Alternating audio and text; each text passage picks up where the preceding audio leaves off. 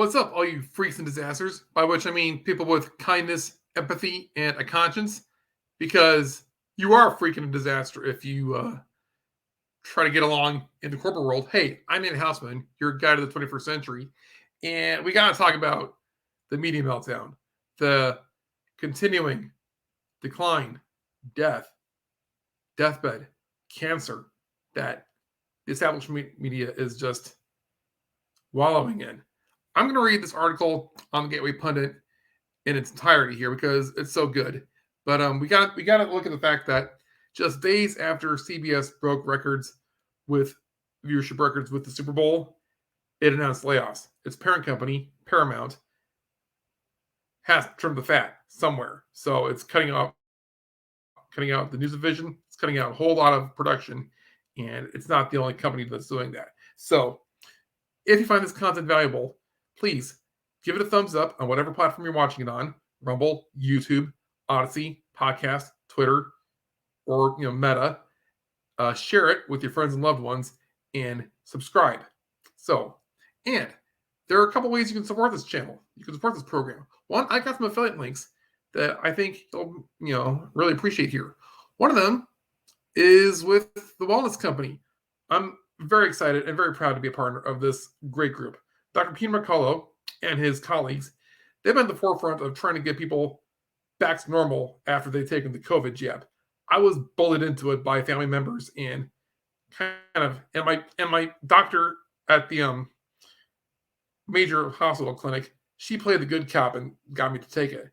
I've only taken the first 2 shots. I've taken none of the boosters. I'm going to be okay because I've taken supplements from this company, and I've also, done my research and eaten some good stuff like eggs, pineapple, all the stuff that real experts have studied through and provided evidence for. I'm going to be okay, and I pray, I listen to God, and He tells me I'm going to be okay. So the best justice, the best revenge we can get on these bastards is success, healing. And one of the ways you can do that is supporting the Wellness Company. They're trying to set up an alternative to the medical establishment. All the hospitals and that are bloated with administrative costs, administrative overhead, insurance, Obamacare. They offer virtual care. You can see a doctor online through their network, and they've got these med kits in case of an emergency. And I'm sorry to say that's a great possibility with all the military-aged men crossing our southern border. And they got a whole lot of supplements, including stuff for the COVID jab, also to help your immune system, daily essentials, help your brain, digestion, metabolism, help you with sleep. They got lots of good stuff. I take it. I'm doing great with it. And if you click on the link and use the promo code in the description, you can save, I think, 10%. I'm not off the top of my head. I think it's either 10 or 50%. But if you become a member, you've got lots of benefits. So do yourself a favor, take advantage. And also, this is an offer I'm making to my fellow creators on YouTube, Rumble, whatever. It really helps to have a website. And everyone's having trouble, monetizing on YouTube because their algorithms are so capricious. You really need to have a business attached to your channel, to your podcast. And I can help you with that with my own company of one. Huffpo Web Marketing is a business I've been running since 2016. I incorporated in 2016, but I've been, doing freelance web design work before that. But I, in my network of white label providers, will make you a website and offer you online advertising and SEO work. I got monthly plans here, but if you need another monetization option, I have a referral program. So if you know businesses in your area, business owners, marketers who can, benefit from a website, there's so much you can do with a website besides just market yourself. You can do lots of tasks with it. If you know someone in that position, I have a referral affiliate program of my own. So click on the link here, become a referral partner, and make some money for yourself. You'll get 15% of whatever they pay out, and they will get the discount. When everybody wins, so take advantage.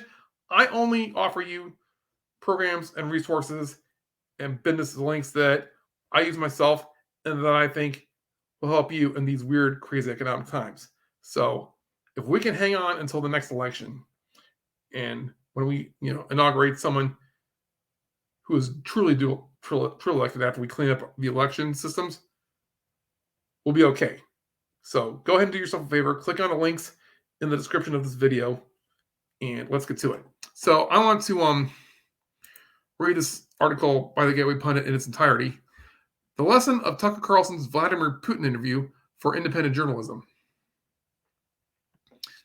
The significance of Tucker Carlson's interview last week with Russian President Vladimir Putin cannot be overstated.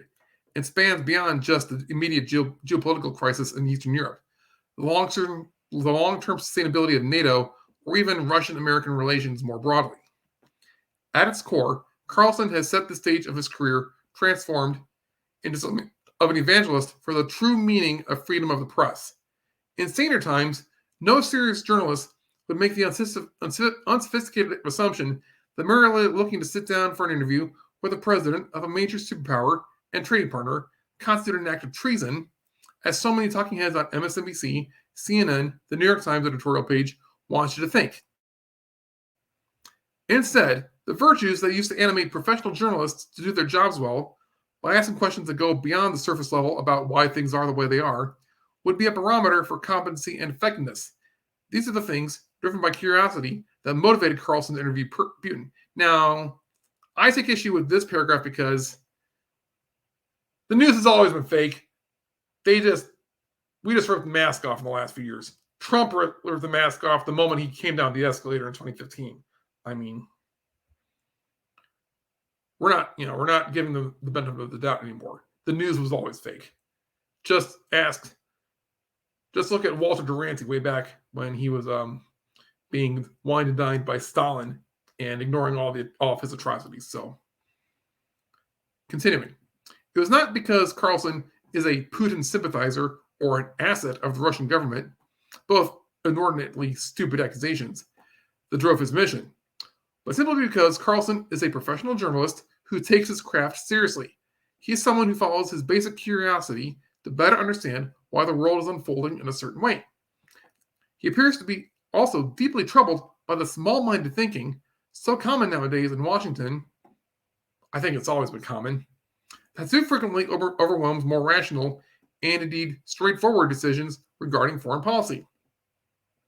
Our society's failure to be driven by the principles that make free speech and a free press possible in the first place has led to a series of foreign policy catastrophes, each one seemingly after another, over the several decades now, has cost hundreds of thousands of innocent American lives. Irresponsible decision-making that continues arguably worse than ever today.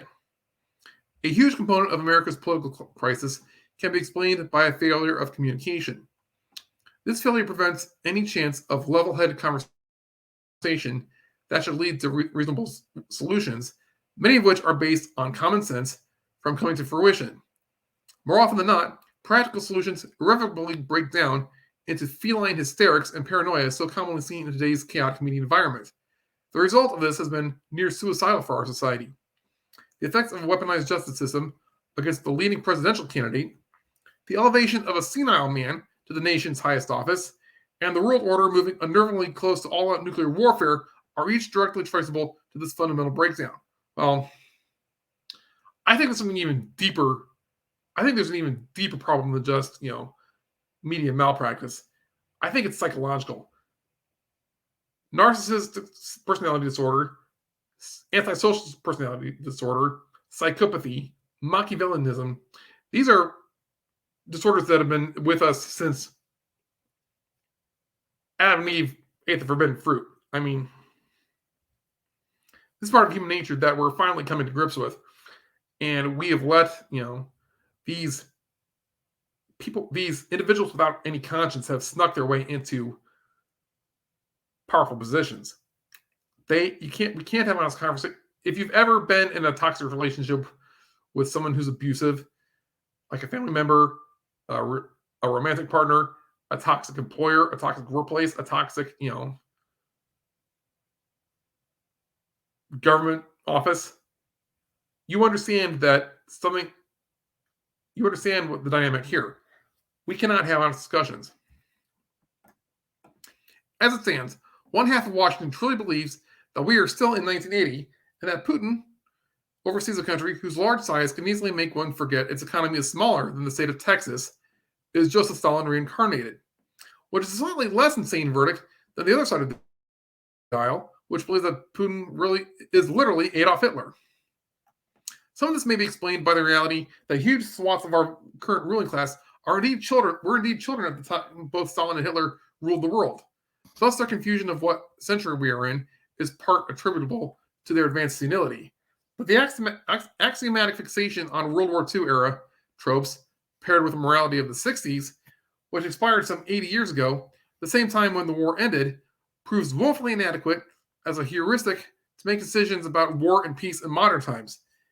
Time after time, our oversimplified World War II Hollywood gauge for assessing world affairs has proven not just dumb, but dangerous.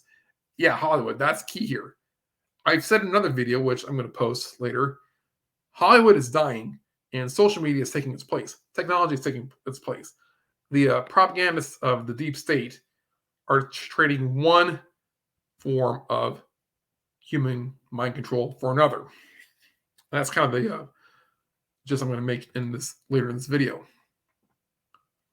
But yeah, Hollywood is kaput, and anyone who's clinging to the old Hollywood myth making is either a boomer or they're just not paying attention. Tucker Carlson readily understands this.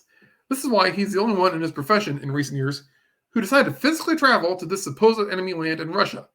This allows him to collect new data and update the set of assumptions he uses to understand Putin's motives for annexing part of Ukraine. Any skilled negotiator, and this is what separated Donald Trump from other politicians, knows to ask questions, to listen carefully, and only speak when necessary to get the best possible understanding of your adversary, which in turn allows you to make the best possible decisions for your country. This is the time-tested formula that almost always leads to constructive results. Past statesmen understood these lessons intuitively. In our age of a senile resident and a vice resident whose understanding of the world would be embarrassing for a fourth-grade classroom, results in a situation that demands more and more Americans, journalists especially, but even just everyday people, follow Carlson's lead and boldly proclaim the truth as they see it. The Russia-Ukraine war stands as the best example of a crisis that could have been entirely avoided if America had made even the slightest effort to try to understand the other side. This would have resulted in a negotiated peace. Carlson was correct to say on his international sojourn that America, for its many problems, remains the most powerful country in the history of the world. America has the means to come to a negotiated settlement and enough might to avoid resorting to that use of arms that we've seen with increasing frequency all throughout Biden's term. Carlson recently antagonized the United States as the father figure on the world stage. This is true. We have the power to avoid war in most cases. To the extent we cannot avoid armed conflict in every circumstance, we have means to end wars that do break out, usually swiftly and in a way that mitigates both lives lost and economic costs like record-breaking inflation. One of the reasons Trump was so effective in negotiating peace deals was he understood economics. He understood how to get his way economically, monetarily. When he said Mexico would pay for the border wall, he meant that you would apply tariffs to Mexico. They would pay those tariffs to the benefit of the U.S.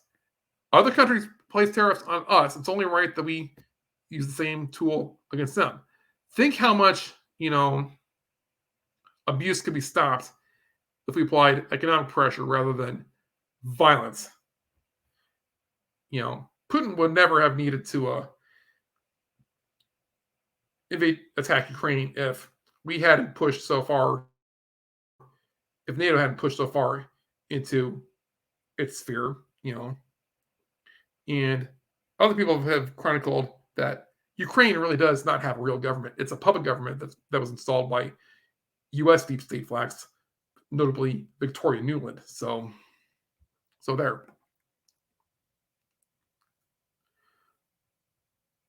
Where was I? Okay. Today we are observing the disastrous effects of that awesome power being mishandled. Power irresponsibly placed in the hands of incompetent leadership. This amounts to failure of America's fatherly role. We have totally abandoned our duty to the world, instead of giving into emotionalism over clear-headed sobriety, operating not like a dutiful father, but like a scorned woman instead. Putin understands his country's role, including the limits of what Russia can and cannot do. America, by sharp contrast, emphatically does not. Our leaders on both sides of the aisle overwhelmingly cannot properly gauge our capacities and limits. They are unwise and do not have the humility to grasp the limits of their knowledge. This is the important distinction between Russia and America. One power knows its limits, while the other does not. Whether Carlson intended this or not, this was the most important takeaway of his recent interview with Putin, a lesson that American lawmakers and journalists should take seriously if there's any desire at all to retain their leadership position in the world. The thing is, though, they don't. We've been, over several decades and generations, America has been infiltrated by an enemy power.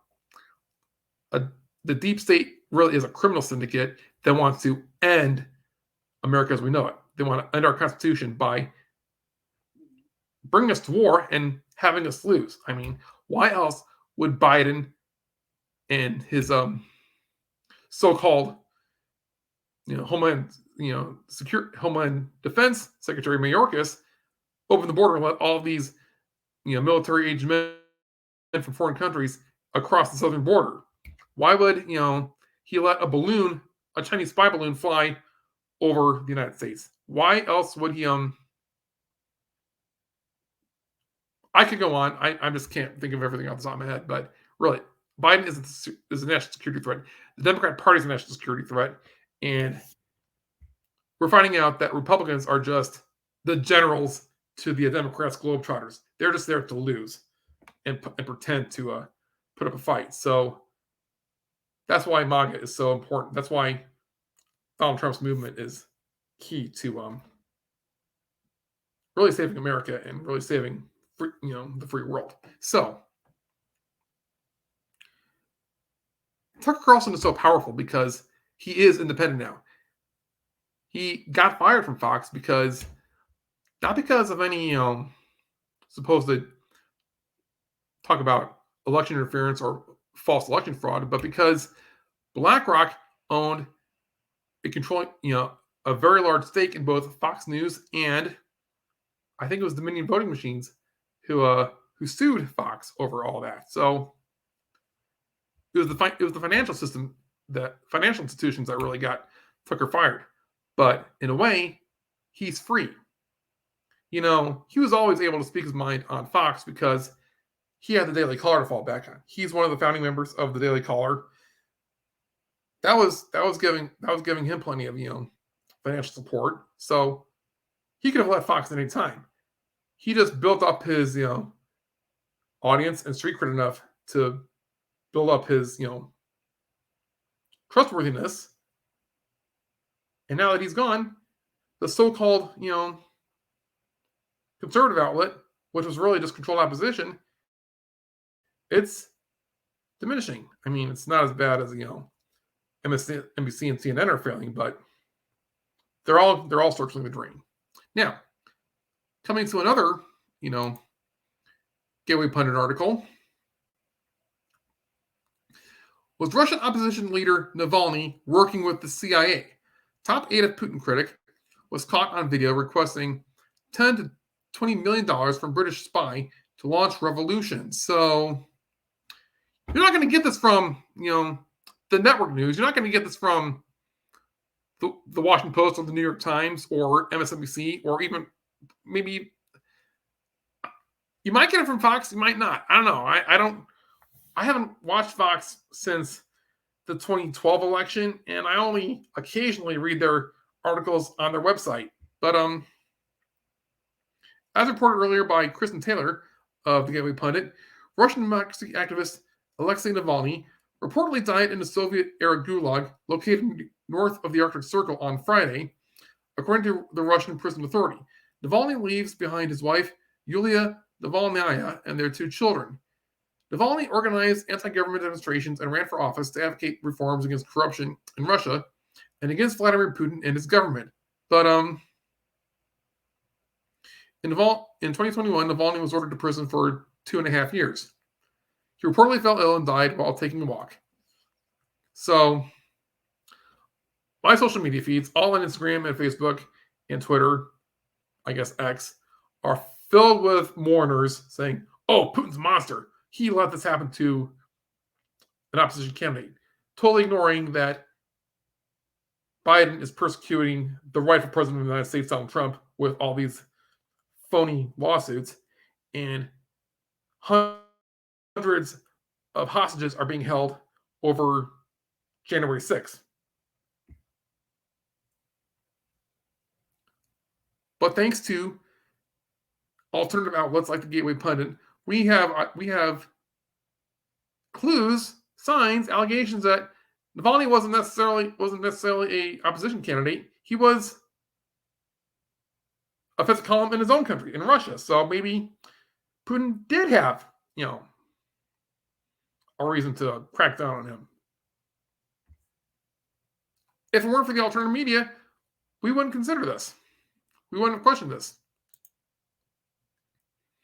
Another example of independent alternative media's power is James O'Keefe. He got booted from Project Veritas, but Project Veritas is withering now without him. He started a new organization, O'Keefe Media. I can't remember, but he's doing fine, and he was able to he's been able to break a lot of stories. One was I saw a video on Twitter. He was interviewing he was disguised as a gay man. He was interrogating some members of Congress, not members of Congress, but their assistants, finding out, oh yeah, members of Congress have orgies. They have sex tapes. They got blackmail on them, and they're made to vote certain ways. So there's that. And he's also got this done here.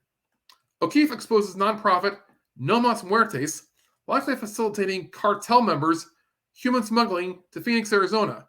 Undercover journalist held at gunpoint. This is also from Gateway Pundit. So Gateway Pundit had been on the ball ever for so many years. It's like, I'm loving what they're doing here. So I don't know how they're doing financially, but they got to be doing better than Huffington Post or BuzzFeed. O'Keefe Media Group, that's it. And James O'Keefe released their latest video exposing No Mas Muertes, which means no more deaths, a nonprofit and ministry of the Unitarian Universalist Church of Tucson for smuggling illegal immigrants from the border in Arizona. O'Keefe investigated the No Mas Muertes compound at 36455 South Papalote Wash Road in Aravaca, Arizona. According to the No Mas Muertes webpage, the group is dedicated to stepping up efforts to stop the deaths of migrants in the desert. The volunteers aid and abet illegal immigration by providing water, food, socks, blankets, and other supplies to illegals. Now, everyone says, "Oh, the church, the Bible says you got to be supportive of foreigners, welcoming, as if we got to allow illegal immigration." But I think the Bible also says foreigners need to obey the laws in whatever country they're in. So, if they're not going through the security checkpoints, they're not legit. They don't mean us good things. So yeah, forget. Stop. We gotta stop them. Stay strapped or get clapped. But it just goes to show the power of independent journalism. We are the media now. Tucker, built his clout through his own website. He was able to speak freely and build up his own, brand that way. James O'Keefe has done the same thing. He was able to do his guerrilla investigations, undercover work and exposés against all sorts of corruption ever since the Obama administration, and he's doing fine. Who's not doing fine? Paramount Global, the parent company of CBS. Paramount Global is laying off 800 employees just 2 days after bragging about record-breaking Super Bowl ratings. Now, I was kind of surprised that, yeah, the Super Bowl was the most watched one ever, but then someone pointed out that's because we've legalized sports betting across the nation. People had money riding on it, so okay, yeah.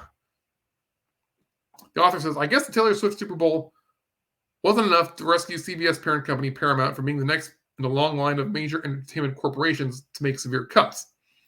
Just a day after breaking on their record-breaking Super Bowl audience, Paramount Global is laying off 800 of their employees. Paramount Global is laying off hundreds of employees, just one. Okay.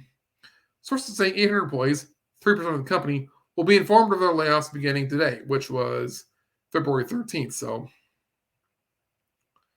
if Elon Musk showed us anything with Twitter, it's that most of these companies can fire up to 80% of their employees and run even more efficiently. The author says, I'd start with any employee with DEI in their title if I was Bob. Bob being Bob Backish, the CEO of the company. Joking aside, it sucks to lose your job. And all this comes from Paramount on the heels of what was likely the biggest money-making Super Bowl of all time.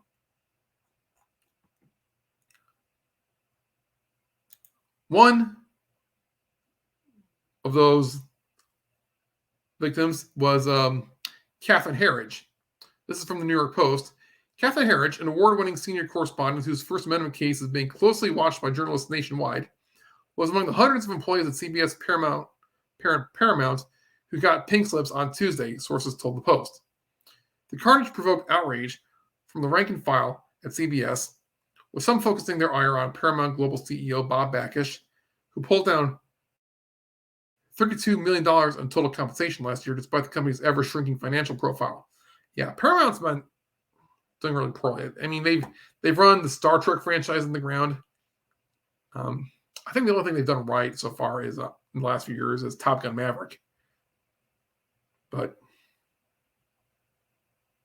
yeah, Catherine Herridge is one of the good guys. She's been an honest journalist. Why she still works for a corporate outlet, I don't know, but I bet Tucker can find some work for her, some paying work for her. Maybe hire her himself. Yeah, let's try saying that. But Catherine Herridge has street cred. She just needs to start her own blog. Maybe point her my way, and my website service, and start making money herself. An individual working out of their spare bedroom or their basement with a fraction of a percentage of the overhead cost of one of these big outlets can do much better than these big outlets. I mean, Clownfish TV have been chronicling the demise of left-wing journalists, left-wing websites like BuzzFeed and the Huffington Post and Gawker and who else? All these left-wing media outlets have only been working on investor capital for so many decades, for so many years. The investment money is drying up thanks to the stock market crash, the dwindling stock market. And when I say stock market crash, I mean only 7 companies have really been driving the stock market growth over the last year. The Magnificent Seven, as they call it. And they're all tech stocks. The FANG, the Apple, Amazon, Google, Meta, whatever. That tells you that the big money is supporting big tech and not the corporate media. The powers that be in the banking system, banking cabal, the Rothschild, whatever you want to call them, they're supporting tech companies and leaving the old media system behind. Hollywood is circling the drain, corporate media is circling the drain, but big tech is rising. So anyone who wants to really make their money reporting the news, they need to go independent and utilize social media. And the best place to do that would be X or Twitter and Rumble and Odyssey, the ones that support free speech. Now, Another sign that the old media is dying, and a sign that, the powers that be are losing their grip, is this from the New York Post. George Soros Fund poised to take control of nation's second largest chain of radio stations. This is scary. Now, the article says this is a scary development, but I see this as a sign that George Soros is running out of clout. I mean, George Soros is poised to take a massive stake in the nation's second largest radio company, which owns more than 220 stations nationwide, according to court filings and sources close to the situation. The left-leaning billionaire Soros Fund Management has brought up to $400 million of debt in Odyssey, the number 2 U.S. radio broadcaster behind iHeartMedia, with stations including New York's WFAN and 1010 Winds, as well as Los Angeles-based KROQ, according to bankruptcy filings. So yeah, Odyssey filed bankruptcy last month, and I guess Soros is buying up a bunch of shares. This could be a reaction to Nelson Peltz trying to get a board seat on Disney. I mean, a right-wing, investor, businessman being countered by a left-wing investor, businessman. I mean, the fact that he's investing in radio, which is another form of old media, might mean that maybe he's running out of money. I mean, we know from in 2002 that George Soros didn't really make his money fair and square. He was convicted of insider trading in France, and I think a few other countries. Like I think he's been banned in several countries for insider trading. He doesn't make his money fair and square. He makes his money from espionage and cheating with the powers that be in the banking system, and probably through money laundering. I mean, podcasts like the X22 Report think that he actually gets money from maybe members of Congress or members of the government. They funnel money to him, and he's able to funnel that money to his non-government organizations and so-called nonprofit groups to support Democrat politicians. So it's another money laundering scheme. He's the just the same thing Sam Bankman-Fried was doing with FTX, but not through crypto.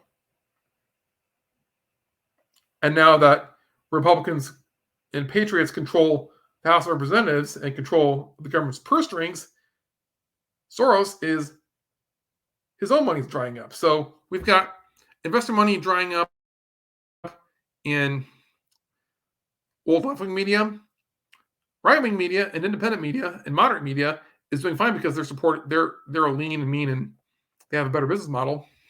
And big tech is on the rise. That's where the money's going. Now, big tech can't censor everyone. I mean, some voices do get through, and they know how to grow thanks to social media sharing, through SEO, and through networking with friends and doing collabs with people who have similar mission. I see this a lot on YouTube. I see this a lot on X or Twitter, and you just got to build up your network. People with more common sense are succeeding independently, where the old media is failing. So, really, we are seeing the end of one world and the rise of a new free speech paradigm. And to drive that point home, I guess I do have to come to CBS News on their website. Trump Media's merger with DWAC gets regulatory nod. Trump could get a stake worth $4 billion. So Trump's media company, I think it's Digital World Acquisition Corporation, that runs Truth Social, and I think is partnered with Rumble. They're doing gangbusters. They're doing pretty good. Trump just made $4 billion, so that $340 million that he got charged by that bogus court case in New York, he can swing that. He wins. So Trump fraud verdict includes 3-year ban on running a New York business. Well, New York Post says Trump's historic civil fraud trial ruling could spur a New York business exodus. So New York does not have a legitimate government. Like, Joe Biden's not the only one who stole an election. I mean, obviously, the officials and bigwigs, powers that be in New York also did it. So, but cheer up.